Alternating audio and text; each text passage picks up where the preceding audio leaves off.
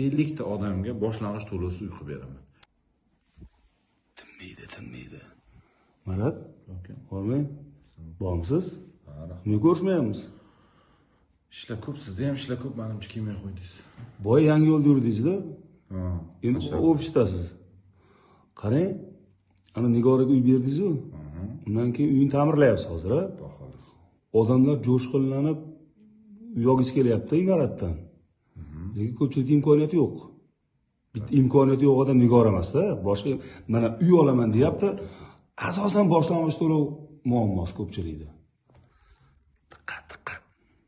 Bitta ish qilsaydi. Tabiiy holat aka. Ya, Menga ham juda ham ko'p odam. Bu shunchaki mana bu uysiz odamni uy olganligi ko'pchilikni ilhomlantirib yubordi. Shuning uchun ko'pchilik yozyapti. Bitta ish qilsaydi. Keling. Shu boshlang'ich to'lov siz Bilasizku, bu boshlang'ich to'lovsiz berish oson emas.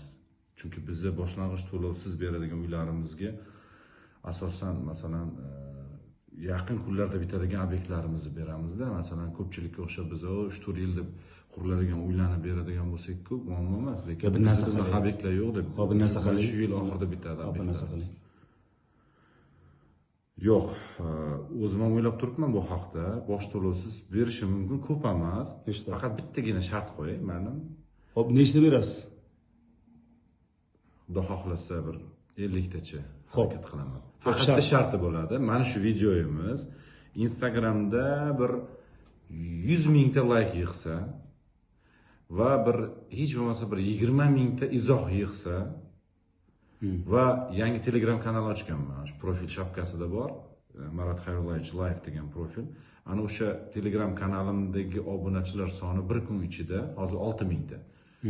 15 mingtaga yetsa, mayli 50 ta odamga boshlang'ich to'lovsiz uy qilib beraman. Va Hozir hurmatli kuzatuvchilar eshitdinglar. Sizlardan iltimos, agar uy olmasanglar ham like bosib izoh yozaveringlar. Uy oladiganlarga hamma yordam bo'lsin. Mana faqat bitta tomoni bor. Ras shunaqa bo'ldimi? Ana 3-4 yildan keyin bitadigan uylaringiz kerak emas. aytib turibman.